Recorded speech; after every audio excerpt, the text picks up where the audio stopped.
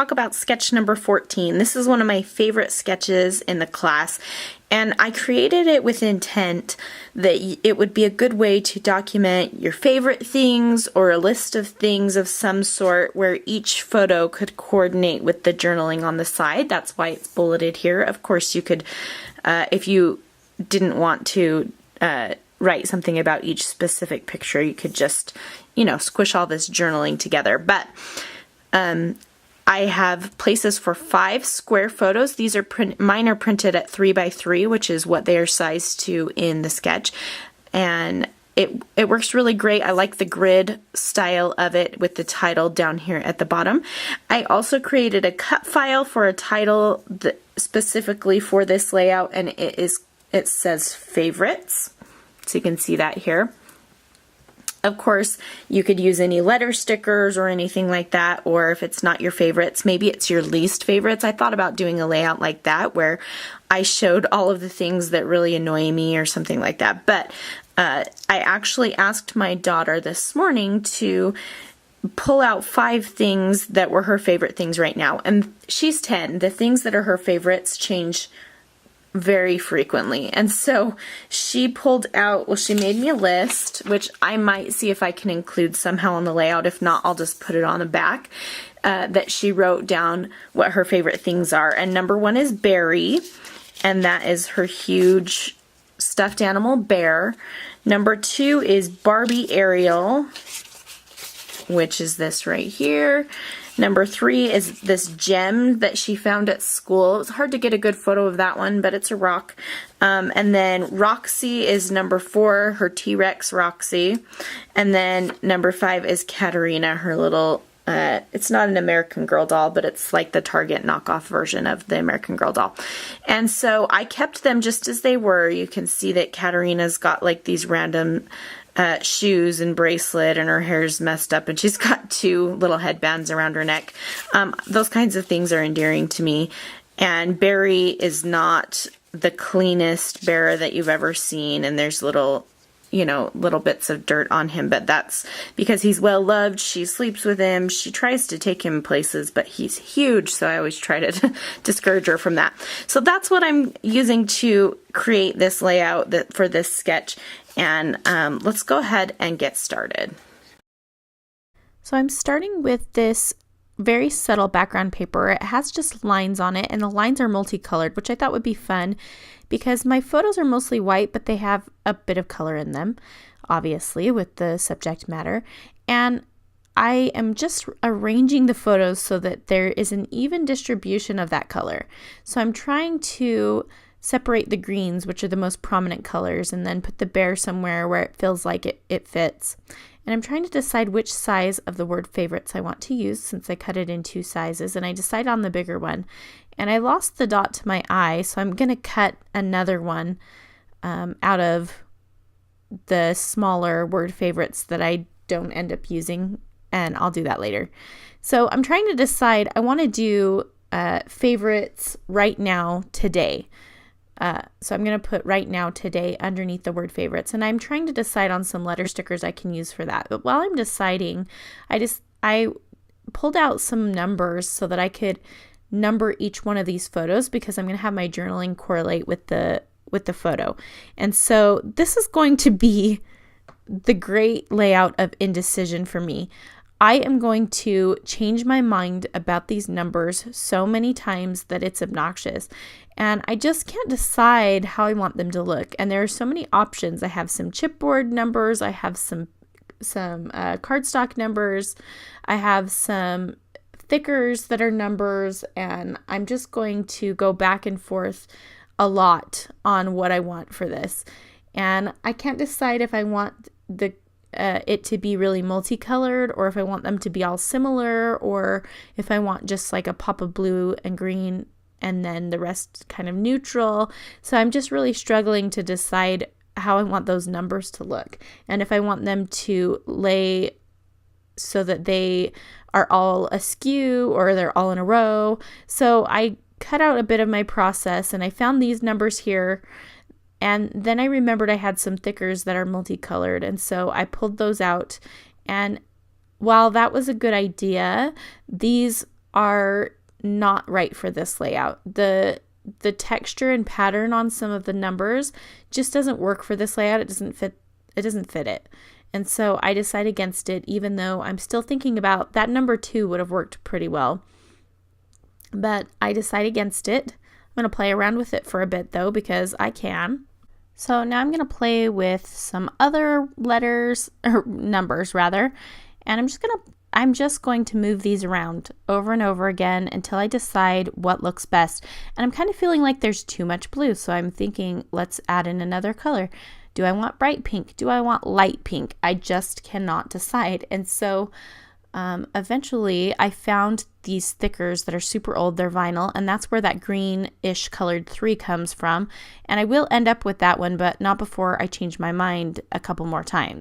So I'm just going to keep playing around, and I can't decide if I want that light pink 4 or the bright pink 4.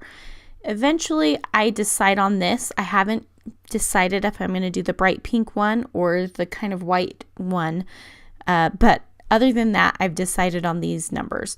So now I'm going to get to the rest of the layout, the important part. The numbers, oh man, I don't know why I took so long on that. So I found these little gray letter stickers from Basic Gray, and I'm going to use those to spell out right now, today. And that's going to go under the word favorites, which I just cut out of some gray patterned paper. It was a solid patterned paper. Anyway, so now I'm going to place that below, and I'm just going to nestle it up against the descender of the F, and you'll see that here in a minute. So before I do that, I'm going to make sure I have it in the right place. So I'm going to glue down my photos, and I'm just using the lines on the paper as a guide, which is awesome. I love having lines on a background because it makes it really easy to journal, and it makes it really easy to line things up. And I don't usually care about things being straight, but if I have a lined paper, it makes it easy for me to make them straight. So that works out well. So now that I have those down, I can go ahead and glue my title down. And I'm just using some Scotch Quick Dry adhesive in a fine line bottle. I love the fine tipped applicator for that. And I'm just going to glue that down. And then I will go ahead, and I think I'm going to cut out the little dot for my eye since I was missing it. And yeah, that's what I'm doing right now. I'm just cutting a little circle out of the F from the other word that I cut out that I'm not going to use. And then I'll go ahead and stick down the second part of my title. And it's really simple to line this up because of the lines on the bottom, and they fit right within one line, which is awesome. And I did use periods on this, so I put one right after the W in now and one right after the Y in today. And I'm just using a little poker tool to help me put down some of the letters if I need them. It just helps me to lift it up, especially the periods. There you go. So now I'm going to stamp the date because I'm saying this is right now today. And so I'm going to stamp the date next to it. And I'm just using some light blue ink. And I did that to just I wanted to bring in another color. So I'm kind of trying to wipe off my stamp because it's all black. I don't usually clean it. And so I'm using some Glacier ink from Close to My Heart for that. And I just stamped it over and over in that space between today and where the S kind of descends a little bit. So here's where I decide to go with the one that is kind of the off-white color. And I'm going to glue down all of these numbers. I'm using some extra glue because I moved these around so much. They do all end up being chipboard numbers. And I am going to use my Scotch Quick Dry adhesive to glue those down as well. And then I end up placing them pretty much in a line. Because of the way I placed the first 3 numbers, I needed to put the 4 and 5 just kind of right below them. So here I'm going to do something a little bit fun. As I was making this layout, my daughter had made me a list of her 5 favorite things. She wrote them down and she pulled them out for me. And I've been thinking about a way that I could incorporate her list onto my layout. So what I'm going to do after I glue down the corners of all my photos apparently is I'm going to do the little rub-on transfer technique thingy where you just scribble a pencil on the back of a paper, and then if you trace on top of it, it will transfer the pencil lines onto your layout, and then you can trace over it. So that's what I'm going to do. First, I'm going to number my photos here so that I know which one goes with what. And I just used my little Teresa Collins tile alphabet stickers for that. And so I am going to just trace Barbie Ariel just the way that she wrote it and just the way that she spelled it on number 1. And then on number 2, I will trace where it says Gem. And number 3, I'll trace where it says Berry, etc. And it just turns out so super cute. I'm trying to make it so that her handwriting lines up like it's with a line. And so I'm just being conscious of that. And I found that it was easier to cut them out and trace them. And then I went back over it with my pencil after I kind of like did the transfer. So that was a really easy way for me to get her handwriting onto the layout. And I think I'll probably do that again because sometimes there's just something really cute that she writes, but it doesn't quite fit into the design of the layout, but this is a great way to incorporate it anyway. So I'm just going to do that for all of the words that she wrote, and then I'm going to go over it with a gray pen. And this is just a memory marker or something from American Crafts in a gray color. And I'm using the fine tip, so it kind of looks like the pencil, but I'm using the gray because it matches the gray in my title. And I'm just, again, tracing over that. And then what I'm going to do is next to each one, I'm just going to write a little bit about that specific toy. So I'm going to write why she likes it or why I think she picked it. She didn't give me that information, and that's okay. I'm just going to go with, what I know. So I'm stamping the date again at the top because there's a space for a date, and I think it's okay to repeat it. So here you can see all of my journalings filled in, and now I am going to embellish. So in the sketch, there's place for embellishment next to the title, and then some up at the top left of the photo, and then some at kind of in the journaling. And so I'm looking for what I might want to add, and I thought that the roar for the dinosaur would be funny, but it was so dark, it was black, and it just didn't work out. So I used Love This Kid, and this is from the Cool Kid sticker sheet. And then I'm also going to pull a couple of other stickers from the Cute Girl collection. And I think I pull one that says, or maybe I don't pull one from there. I thought about it, but it didn't quite work. Oh, I do pull the butterflies in here in just a second. I'm going to keep that cutest girl there for now, but I will end up switching that out. So I pulled these 2 butterflies off that sticker sheet, and because I didn't leave myself a lot of space next to the journaling because I kind of forgot, I am just going to let the one butterfly hang off the edge, and I will trim it down.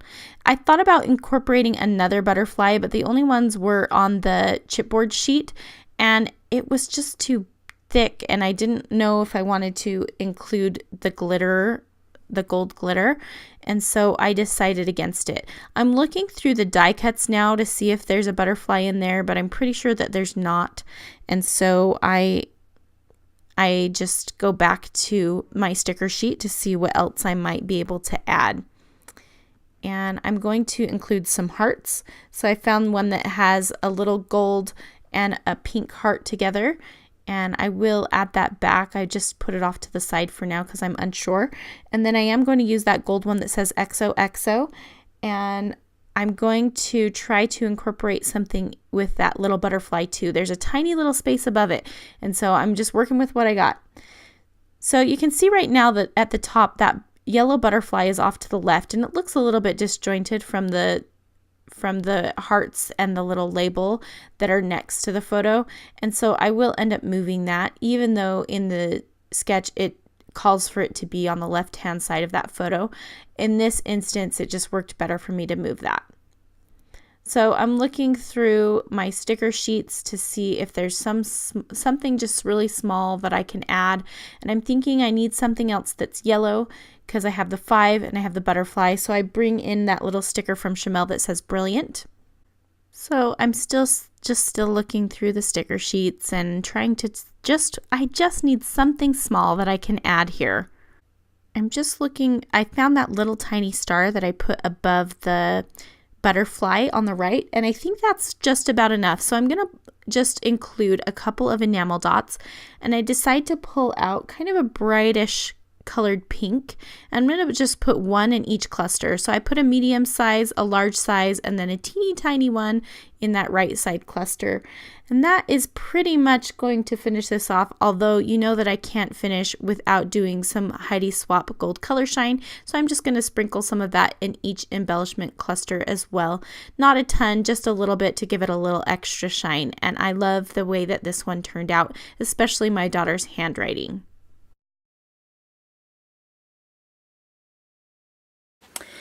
Hey there, just wanted to show you the final sketch versus the final layout versus the original sketch.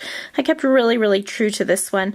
I did move this little cluster here over to this space here. It just worked well for this layout and the white space in my photo. And if you've noticed throughout these videos, that I let my photo be my guide in placement quite often. So these are a great starting point, but don't feel afraid to move things around if your photos kind of push you a different way. I really love the way my daughter's handwriting turned out, and I just, traced that, you saw. And I just kept really in line with this sketch, put all my journaling on the side, numbered it 1 to 5 rather than the bullet points, my title down here, and then the 5 photos, which I added stickers to coordinate with the numbers over here on the side. This little cluster right here is super tiny. I kind of forgot about it until after I had written the journaling. If I would have thought about it, I might have left a little space there, but I think it works out okay, and it's just this tiny little cluster of goodness drawing your eye over there. So I think it works out well.